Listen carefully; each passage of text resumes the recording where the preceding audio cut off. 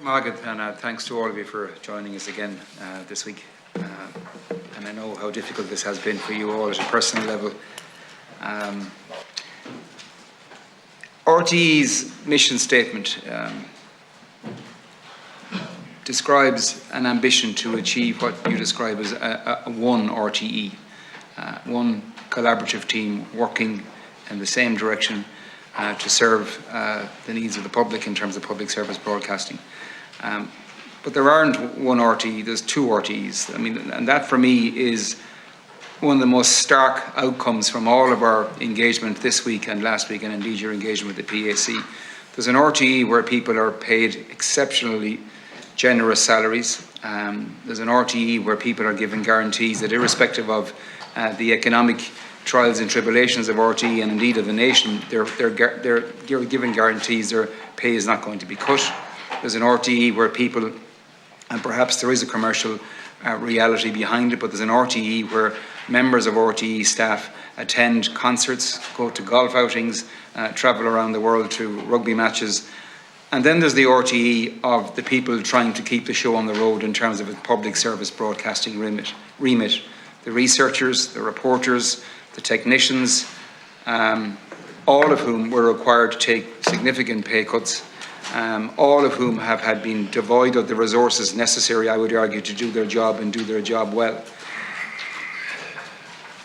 The good ship RTE seems to have a set of people on the bridge living reasonably lavish lifestyle, and then the galley slaves down below pulling the oars, trying to keep the show on the road in terms of honouring RTE's remit to the general public and to its licence payers.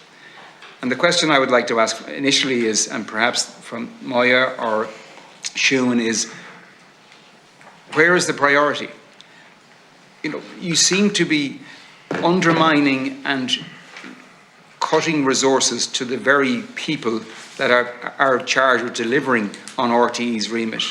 Those journalists, the technicians, the staff, the researchers, and yet at the same time, there seems to be no attempt made to kind of cut back on the significant expenses around the commercial wing of the organisation. So who is serving who? And what is the, ultimately, where does the priority lie in terms of being able to allocate resources?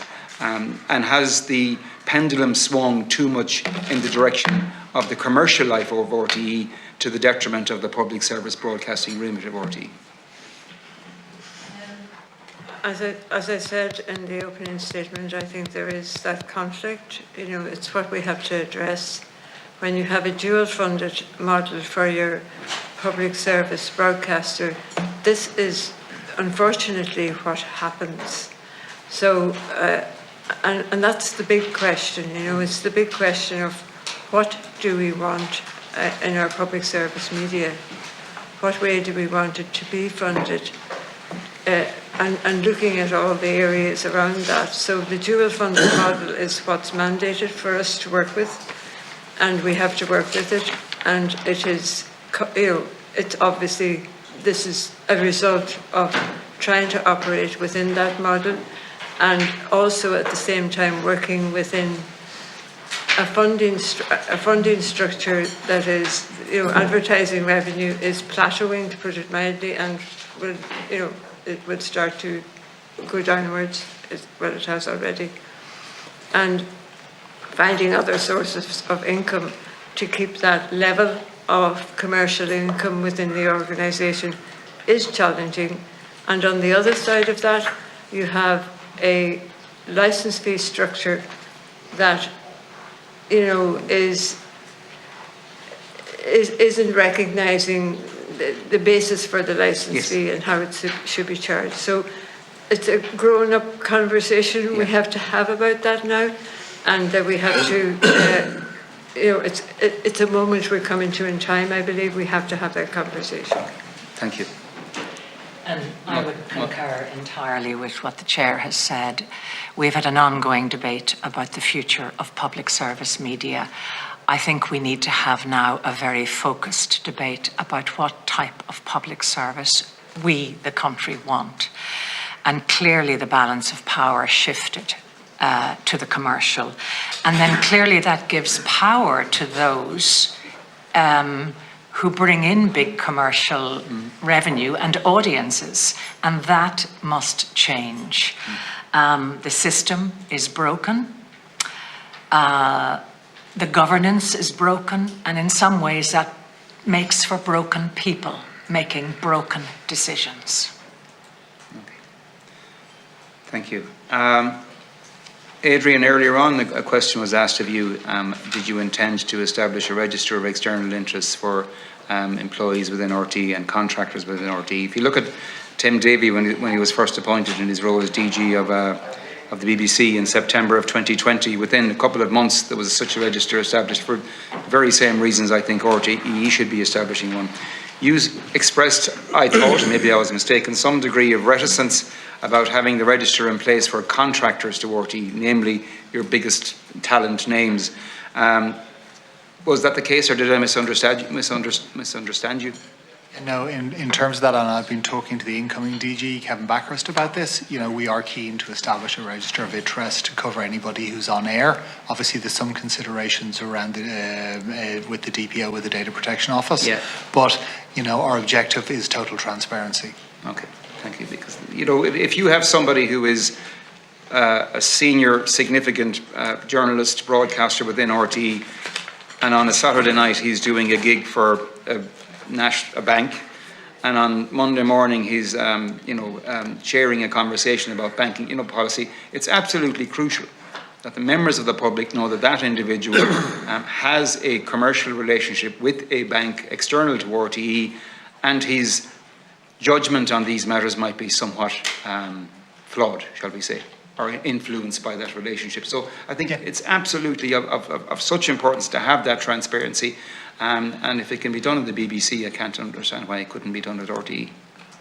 I would also like just to add that, for example, obviously to your example around news and current affairs, there is an absolutely rigorous process in place there, which is the mandatory obligation to declare any interest to ensure that we hold our independence, our impartiality. But right now the public is not aware of that, Correct. Of those declarations. Correct, but that is something we need to undertake, both in terms of communicating to the public and so on, but I think it is important to communicate the fact, while we have a certain event here which has occurred, that there are processes in RTE that are effective in terms of ensuring that the editorial relationship between RTE and the public is as good as it should be.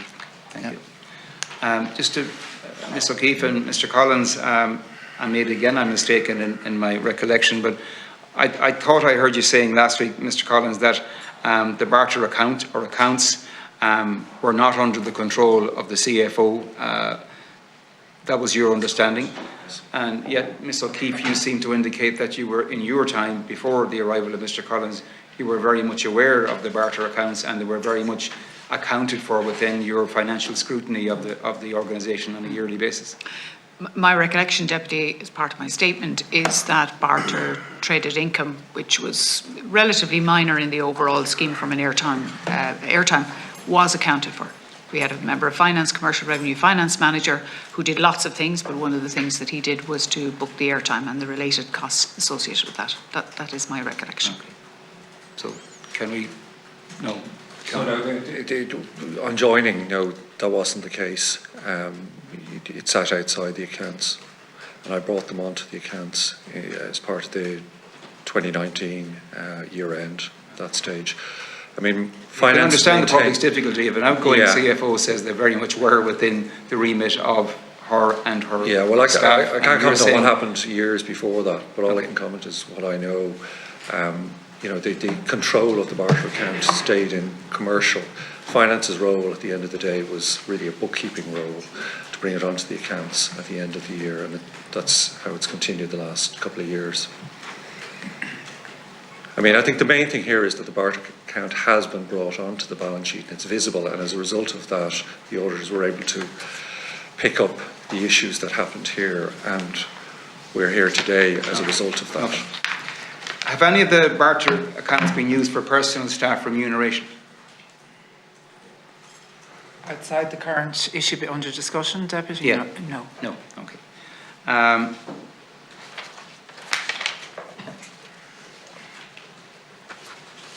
timelines. March the 7th, Deloitte contacted CFO Richard Collins about an issue. March the 8th, the former DG Forbes was informed there is an issue. March the 17th, the commercial director Geraldine O'Leary is contacted by Deloitte. March the 21st, Deloitte meet the ARC, and sometime in April, Grant Thornton begin their assessment or their scrutiny. So, Sorry, Deputy, you're mixing up your role areas. It was Deloitte contacted me on the 17th of March, and I'm the chair of the audit risk. And as a result of that, yes, my apologies, I got Deloitte in. Okay. Sorry. So in to do. While all of this was ongoing, and there was knowledge across the organisation of a very serious discrepancy from an accounting perspective, the board went ahead with the recruitment and appointment of Kevin Backhurst as the incoming DG, announced it on April the 18th, despite a serious audit issue hanging over the outgoing DG, D. Forbes, and your highest paid presenter, who just happened to announce he was leaving a 5-year contract on March the 16th. Did it not make sense at the time to pause the appointment of Kevin Backhurst and continue to apply the necessary scrutiny to something you were all very much aware of at the time, resolve that, bring clarity to that before you went ahead and appointed? I just think, having the person that you all seem to apportion blame to kind of walking off the pitch in the middle of the crisis seems very, very strange from a management perspective. I'm just wondering why that occurred. Just the incoming Director General was the business of the board. At that time, we didn't know the details. We knew that there was an issue with 2 payments, and the Grant Thornton fact-finding exercise had started. I didn't know until last week about the 7th of March notification date,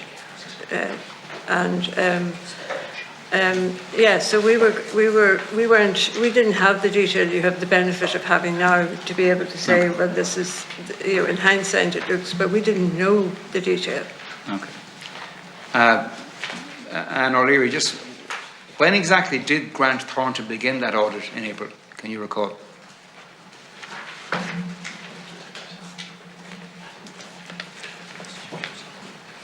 Timeline for at the last committee meeting. I don't have the details in front of me here, but it literally, I contacted them straight away. Then we had to do terms of reference.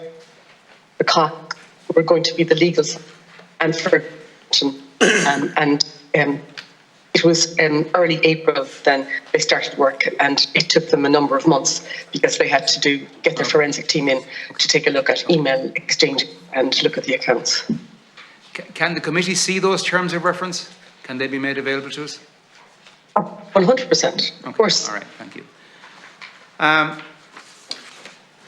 RTE, the entity, issued a statement last week that LTAs, long-term agreements, are not in breach of competition law.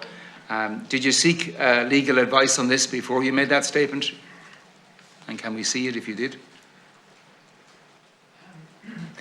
No, we didn't seek. Well, we sought internal legal advice. Okay. Not external legal advice.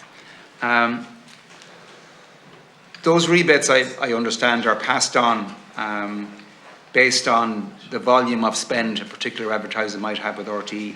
Have rebates been made to the government or to any state agencies as a result of the very significant spend that we would have accrued, particularly during the pandemic? That I will have to come back and confirm, but the way it actually works is at an agency level. So one of the media agencies... So they're funneled through the agency? Yes, so it would represent about 50 or 60 clients maybe, and they're funneled through the agency. So whether or not it went from the agency to their client, I would have to check. It's not a concern of yours, to be honest. That's the way you see it, yeah. You make the rebate available to the agency, and then from then on it's their responsibility. Because our trading arrangements are with the agency across a portfolio of clients in the main.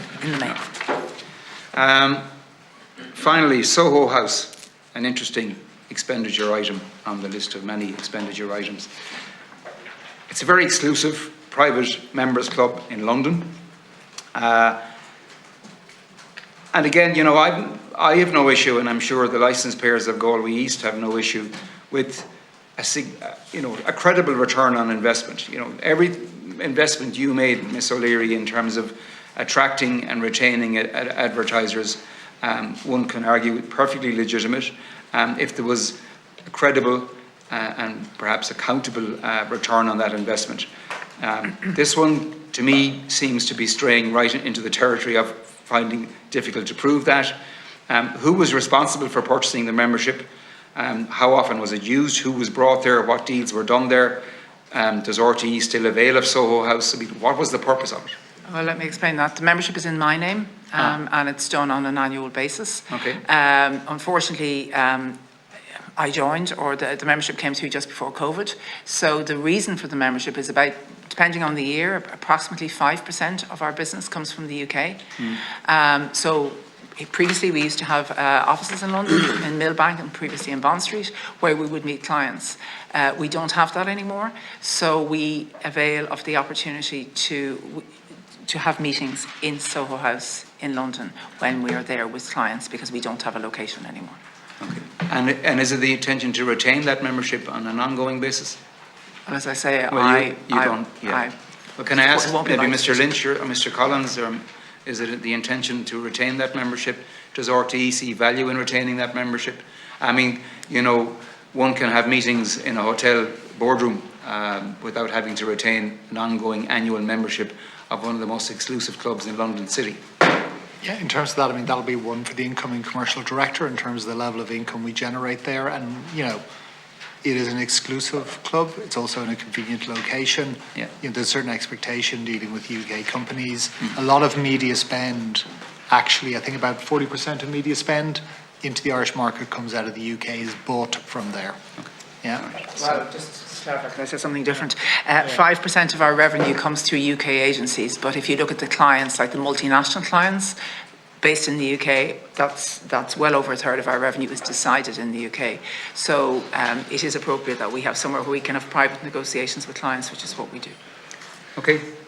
Thank you very much. You were saying it was just before COVID, but here it's down here that there was €2,115 on the 30th of September 2020, which is roughly around the second wave hitting. So you reinstated the arrangement at the start of the second wave.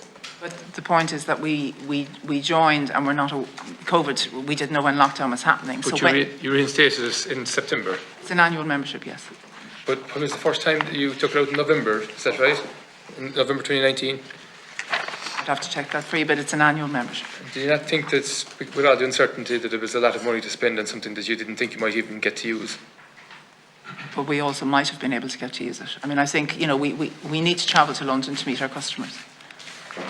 We couldn't predict when the next lockdown was going to be. Was there accommodation involved in that particular arrangement, or was it just meeting rooms? Just meeting rooms. No accommodation ever? No.